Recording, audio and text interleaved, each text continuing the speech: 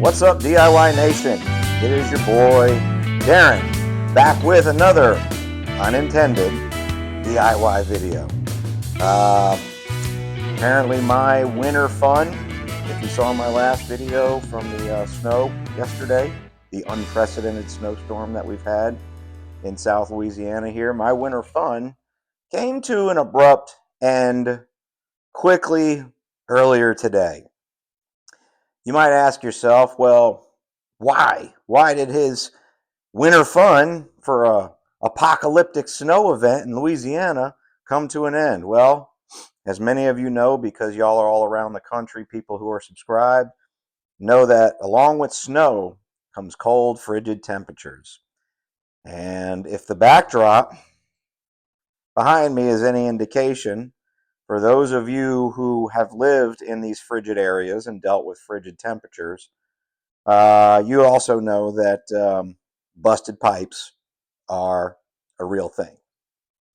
I've never personally had a pipe bust before, but with this particular one, it seemed like it was only a matter of time because this pipe has actually frozen up one other time in the past.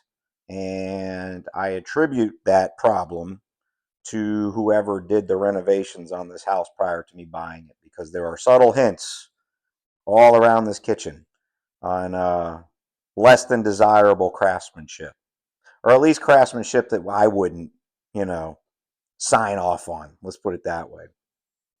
So no, we're not going to the pool with the pool noodle. I hit my head on this thing about 3 or 4 times already, so I figured, what the heck, might as well put something up there so I don't give myself Dane Bramage. Then again, my parents always said I had Dane Bramage growing up. I don't know. I don't even know what that means. But anyway, yes, this is the underside of my kitchen sink.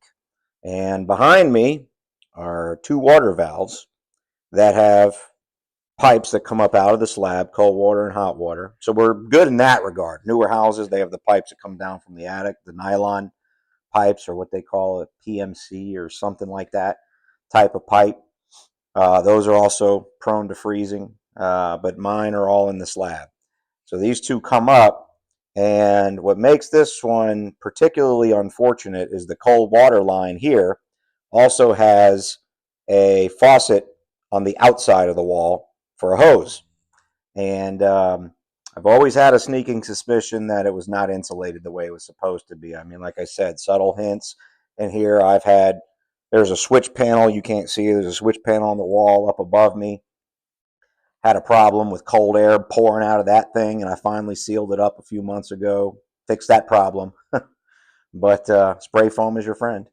But yeah, apparently now I've been able to confirm it, and I'll take you in there and show you in a minute. But I had a pipe bust. Fortunately, it's an easier fix than what was originally intended. Again, I'll take you in there and show you. But despite having the water dripping in the faucet, it still popped. So what happened?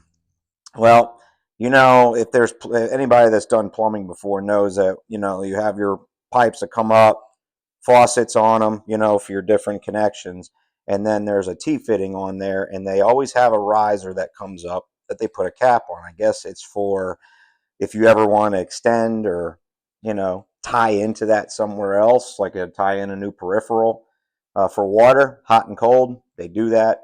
I could look it up and see exactly what that's for. I think that's what it's for. I did not look it up. If you've done plumbing and leave it down in the comments and let us all know why they put those risers on there. Anyway, at the top of the copper riser, there's a copper cap that goes on the top of it, and one of mine popped. What made it interesting was that when I came in the kitchen this morning, of course, the cold water on this side was frozen, so nothing came out. I put my space heater in here for about 10 minutes and it thawed it out. No problem. And then I made myself lunch about an hour later, sat down at the table to go eat lunch, and pop, water starts pouring out of my siding outside. And then I also had water spraying up inside here coming out of the wall, particularly on those 2 non-GF or GFCI plugs that are in there. So we are going to fix that today. So what did I get? Well, or how am I going to do it? And again, I'll take you in there and show you. I got to keep mentioning that. But anyway, I was recommended to use a product called Shark Bite. And I've never heard of this before despite doing plumbing. Saves you from having to use fire and that brazing liquid and solder to solder the pipes together, which obviously can cause a fire. So I got these little guys, and once I take them out, I'll show you exactly what they do. But apparently all you do is you hack the pipe off, clean it up, and you just pop this thing on there, and it's supposed to seal the pipe. So I got two of them because I'm going to do both, because the spot that's broken is up higher in the wall than what I cut. I also got two Leviton GFCI plugs that I'm going to replace those plugs in there with. And of course, I had to get new face plates. Now, I did confirm that like I said, that where the faucet comes through the wall from the outside is not sealed, or it was sealed just with caulk. There's no insulation in there. There was wall insulation, but there was no insulation around the hole. So cold air just pours through there. So I got a little bit of this stuff that I'm going to spray in there to help seal that up as well. I've used this before. It's good stuff. So let me take you down and take you in there, show you what I'm working with. Who said that before? That was that Mystical? Shake your butt. Watch yourself. Shake your thing. Show me what you're working with. Yeah, I'm not Mystical. And if that's apparent. But anyway, using a new microphone today too, so hopefully this sounds good. I tested it out. It's a little cheapy one from Amazon, but helps to kind of keep my voice, I guess, consistent no matter where I'm at. So let me take you in there and show you what we're working on. Be right back. Up out of the wall here. I'm going to try not to get my hand in the way of the camera. But this one right here is the hot water pipe. Of course, it's got, the valve on the end of it for all the peripherals here. And then this one is the cold water pipe that comes up. There's a T-fitting where it comes out to the valve here. And then right up above it, you can see where it tees off. And that spot goes out to the faucet on the outside. Okay. And then there is two risers that come up out of there, and they go up and they just cap off at the top. So that one's a little easier to see than this one. But if I can zoom in here, let's see if I can do this. You can see, if I can get it on there, right there, that brass cap at the top has popped. So again, that is up above the sheetrock where I've cut, and I don't want to cut any higher because I want to leave this all consistent for when I have to put the sheetrock back in, which I'll probably do in another video. But when I have to put the sheetrock back in, I want something that I can tie into all the way around. So you can see I did down here as well, down the side, across the bottom, and I'm gonna have to clean all this up beforehand, and I'm basically going to butt it up against the electrical sockets there. Reinforce it with some 2x4s, and that'll get me too. Now, I did get this question from a friend of mine who I sent a picture to. What is that, fire damage? That is not fire damage. That is, when the plumbers are brazing these pipes together, of course, they have to use a torch to do it, which to me sounds a bit dangerous, though I've done it before. You just have to be really careful, obviously, not to set a fire. Whoever did this one clearly got it pretty hot, but fortunately this wood is not as easily ignitable as you might think. So there was insulation in the wall. Of course, it was all soaking wet. It's still a little wet down there. So once I get this fixed, I'm going to put my space heater in here to help dry it out. And one other thing, ain't life grand, but the water got out under the linoleum tiles on the kitchen floor, so I may be pulling those up too. So what am I going to do to fix this? Well, basically, I'm going to hack these pipes off right here where I can reach them, clean them up a little bit, and then put those little shark bites on there, and then we'll test it out and see. I'll get my neighbor over here to go turn the water on while we test it out. All right, so I'm ready to do this. Make sure my microphone is connected. Obviously, ear protection, eye protection. I'm going to try this guy. It's one of them little vibrating cut-off disc or cut-off attachments. I'm going to try this to cut through that pipe first and see. If not, I'm going to have to go get my air saw or something like that. But this should probably cut through it. So we're going to try this first. So let me get you in position so that you can see how we're going to do this. Give me 1 minute. All right, here goes nothing.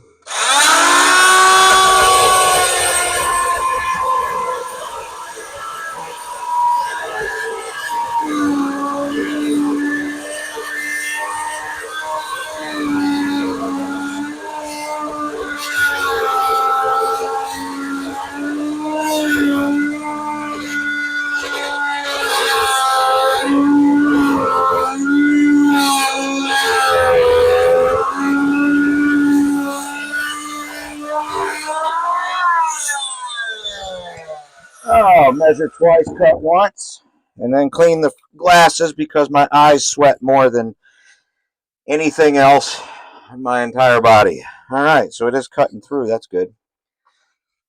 Let's continue through with that.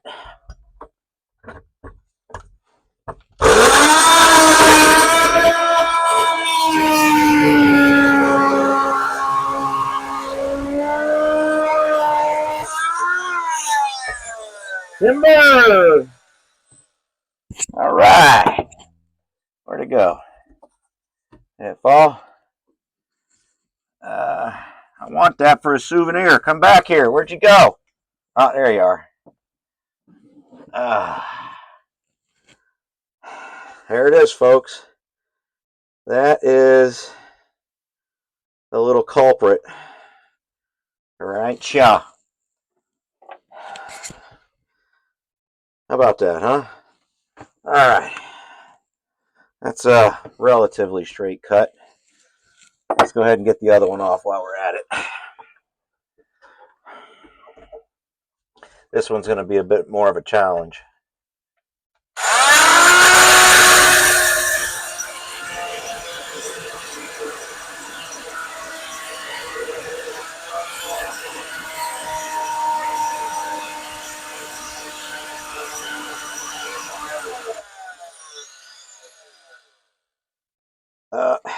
No, it's dull in my blade. Oh, well.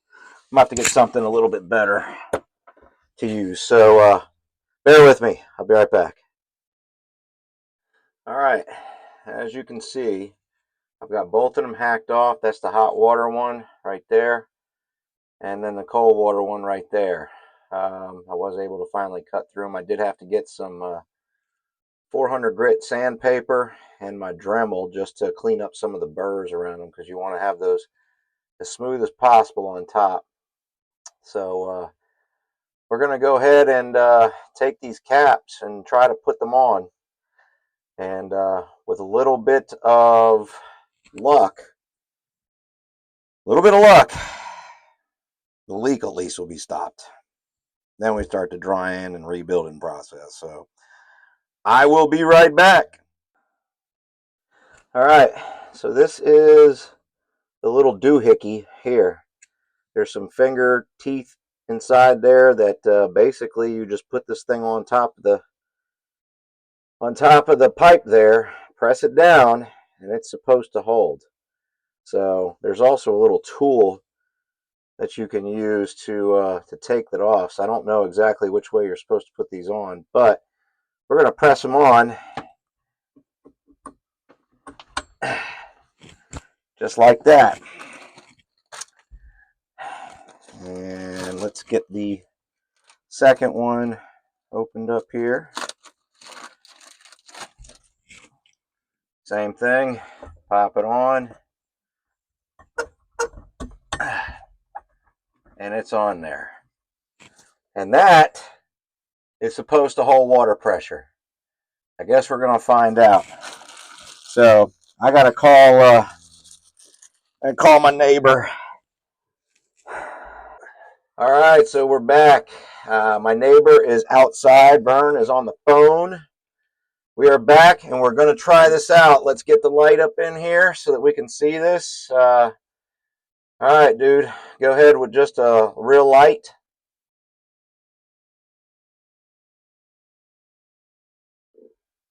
All right, so far nothing.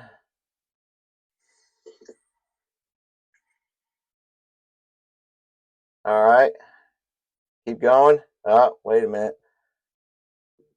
Got a little bit of, is that leaking? We see a little leak around this thing here. Let me put this down. Put the light down here and see if I've got some. I got a little bit of water squeezing out around this thing. The cap? Yeah, just a tiny bit, but like, I mean, it's very minor. Let's see. Get it all though. Huh? All right, so let's do this. Pressed all the way down. It's got to be pressed all the way down. Yeah, it's all the way. Turn it back off. All right. And let's hope that when I push on this, it doesn't blow off on me.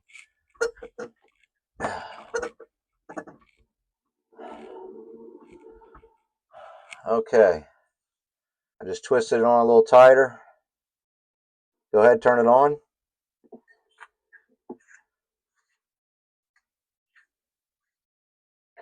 Going. All right. Well, I can't turn these faucets on under here just because obviously I don't have anything hooked to it, but looks like it's holding. All right. So we went ahead and took a look at this.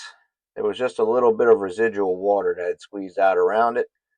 Water's been on for about 10 minutes now. We ran the faucet that's right on the other side of the wall from this guy right here. There's the hole, by the way, where all this cold air is coming through. You can tell how well they sealed that up whenever they put this in here. And see, here you go. This is another substantiation of why DIY can be a good thing or a bad thing. You know, when you do DIY, you want to make sure you research and do what you're supposed to do and do it right. But whoever did this did not seal that up. There is cold air, frigid air from outside just pouring through that hole right now. And so it's not a question of why. But these things, these shark bites, I am a believer. So there it is, folks. Another one, another DIY project. I'm going to leave this thing open for a little while at least, just to keep an eye on it, make sure it doesn't leak over time. I may hook up the sink or something just so I can run some water through there, but I still got to close up the wall and everything like that. Like I said, I'll probably do that in another video. I'll show you my techniques for doing drywall. I got a couple of little tricks that I learned over the years of doing it. So maybe it works for you, maybe it doesn't, but there it is. I don't know if this light is washing out my face or not. Shoom, shoom. There you go. But anyhow, I think I'm going to go ahead and stop right here and give you guys a sign off because it looks like we're sealed up. So I've got friendly neighbors dropping off food to me over here, and my dog is trying to get it first. So anyway, I appreciate y'all. Thank you very much for the support, the love. DIY guy, DIY 1978 guy. Peace.